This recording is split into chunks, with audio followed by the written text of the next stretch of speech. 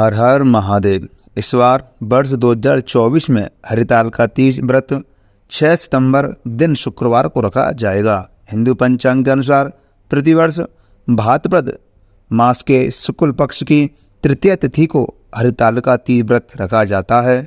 धार्मिक शास्त्रों के अनुसार यह व्रत निर्जला होता है। इस दिन प्रत्येक पहर में भगवान शिव का पूजन तथा आरती की जाती है और दूध, दही, घी, शहद, शक्कर मिलाकर के पंचामृत बनाया जाता है और उससे भगवान शिव और माता पार्वती को स्नान कराया जाता है। महिलाओं द्वारा किए जाने वाला यह व्रत बहुत कठिन होता है और इसमें उन्हें निर्जला रहकर जागरण भी करना होता है। इस दिन सुहागिन महिलाओं को सिंदूर, मेहंदी, बिंदी, चूड़ी, काजल आदि सामग्री सहित सुहाग पिटारा दिया जाता है। यह व्रत सुहागिनें पति की लंबी आयु और कुंवारी लड़कियां अच्छा वर पाने के लिए रखती हैं। आइए अब बात करते हैं पूजा विधि की। सौभाग्यवती स्त्रियां हरितालिका तीज व्रत अपने सुहाग की लंबी आयु और अविवाहित युवतियां मनपसंद पति पाने के लिए करती हैं। तीज के दिन व्रतधारी महिलाएं सूर्योदय से पूर्व ही उठकर नहाकर पूरा श्रृंगार करती हैं। फिर मन में व्रत का संकल्प लेना चाहिए। सबसे पहले घर के मंदिर में काली मिट्टी से भगवान शिव शंकर, माता पार्वती और गणेश जी की मूर्ति बनाएं।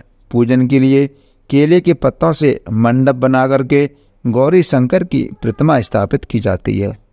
अब इन मूर्तियों को तिलक लगाएं और फल फूल आदि अर्पित करें। फिर माता पार्वती को एक एक करके हरी सुहाग की सामग्री अर्पित करें। इसके बाद भगवान शिव को बेलपत्र और पीला वस्त्र चढ़ाएं। रात में भजन कीर्तन करते हुए जागरण करके 3 बार आरती की जाती है और शिव पार्वती विवाह की कथा सुनी जाती है। तीज की कथा पढ़ने या सुनने के बाद आरती अवश्य करें। इस व्रत में शयन निषेध है। इस व्रत में सोना नहीं चाहिए, अतः रात्रि में भजन कीर्ते हुए रात्रि जागरण करना चाहिए। अगले दिन पुनः सुबह प्रातःकाल स्नान आदि के बाद श्रद्धा भक्ति पूर्वक माता पार्वती को सिंदूर अर्पित करके भोग चढ़ाएं। फिर किसी सुपात्र सुहागिन स्त्री को श्रृंगार सामग्री, वस्त्र, खाद्य सामग्री, फल, मिष्टान तथा यथाशक्ति आभूषण का दान भी करना चाहिए। यदि रेत के शिवलिंग बनाए हैं तो उनका जलाशय में विसर्जन किया जाता है। फिर खीरा खाकर इस व्रत की पूर्णता की जाती है। प्रसाद ग्रहण करने के बाद व्रत का पारण करते हैं। तो प्रिय श्रोताओं, इस प्रकार से हरितालिका के दिन विधि विधान के साथ माता पार्वती और शिव जी की पूजा अर्चना करनी चाहिए। तो आइए प्रिय श्रोताओं, कथा प्रारंभ करते हैं। बोलिए उमापति महादेव की जय। इस व्रत के माध्यम की कथा भगवान शंकर ने पार्वती को उनके पूर्व जन्म का स्मरण कराने हेतु इस प्रकार कही थी। एक बार तुमने हिमालय पर गंगा तट पर अपनी बाल अवस्था में 12 वर्ष की आयु में अधोमुखी होकर घोर तप किया था। तुम्हारी कठोर तपस्या को देखकर तुम्हारे पिता को बड़ा दुख होता था।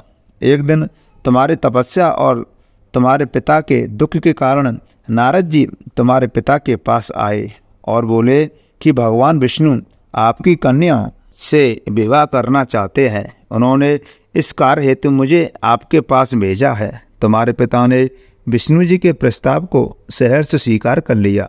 उसके बाद नारद जी ने विष्णु जी के पास जाकर के कहा कि हिमालय राज अपनी पुत्री सती का विवाह आपसे करना चाहते हैं।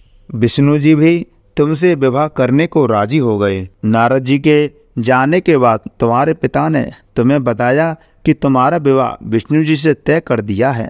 यह अनहोनी बात सुनकर तुम्हें अत्यंत दुख हुआ और तुम जोर जोर से विलाप करने लगी। एक अंतरंग सखी के द्वारा विलाप का कारण पूछने पर तुमने सारा वृत्तांत सखी को बता दिया। मैं शंकर भगवान से विवाह के लिए कठोर तप कर रही हूँ। उधर हमारे पिताश्री जी विष्णु जी के साथ मेरा संबंध करना चाहते हैं। क्या तुम मेरी सहायता करोगी? नहीं तो मैं प्राण त्याग दूंगी। तुम्हारी सखी बड़ी दूरदर्शी थी। वह तुम्हें एक घनघोर जंगल में ले गई। उधर तुम्हारे पिता तुम्हें घर में न पाकर बहुत चिंतित हुए। मैं विष्णु जी से उसका विवाह करने का वचन दे चुका हूँ। वचन भंग की चिंता से वह मूर्छित हो गए। उधर तुम्हारी खोज होती रही और तुम अपनी सहेली के साथ नदी के तट पर एक गुफा में मेरी तपस्या करने में लीन हो गई। भाद्रपद शुक्ल पक्ष की तृतीया को हस्त नक्षत्र में तुमने रेता का शिवलिंग स्थापित करके व्रत किया और पूजन तथा रात्रि जागरण भी किया। तुम्हारे इस कठिन तप व्रत से मेरा आसन डोलने लगा, मेरी समाधि टूट गई। मैं तुरंत तुम्हारे पास पहुंचा और वर मांगने का आदेश दिया। तुम्हारी मांग तथा इच्छा अनुसार तुम्हें मुझे अर्धांगिनी के रूप में स्वीकार करना पड़ा। तुम्हें वरदान देकर मैं कैलाश पर्वत पर चला गया।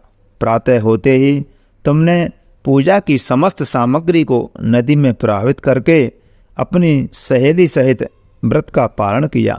उसी समय तुम्हें खोजते हुए हिमालय राज उस स्थान पर आ पहुंच गए। बिलखते हुए तुम्हारे घर छोड़ने का कारण पूछने लगे। तब तुमने उन्हें बताया कि मैं शंकर भगवान को पति रूप में वर्ण कर चुकी हूँ, परंतु आप मेरा विवाह विष्णु जी से करना चाहते हैं, इसलिए मुझे घर छोड़कर के आना पड़ा। मैं अब आपके साथ घर इसी शर्त पर चल सकती हूँ कि आप मेरा विवाह विष्णु जी से ना करके भगवान शिव जी से करेंगे। गिरिराज तुम्हारी बात को मान गए और शास्त्रोक्त विधि द्वारा हम दोनों को विवाह के बंधन में बांध दिया गया। इस व्रत को हरतालिका इसलिए कहते हैं कि पार्वती की सखी उसे पिता के घर से हरकर घनघोर जंगल में ले गई थी। हरत अर्थात हरण करना और आलिका अर्थात सखी सहेली।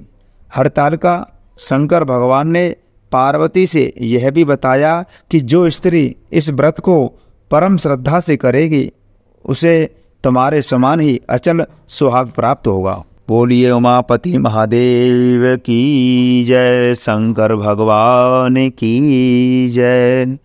प्रिय भक्तों, मैं आशा करता हूँ आपको यह कथा बहुत अच्छी लगी होगी, तो कृपा करके वीडियो को लाइक, शेयर, कमेंट बॉक्स में उमापति महादेव की जय अवश्य लिखें। जय श्री राधे। हर हर महादेव।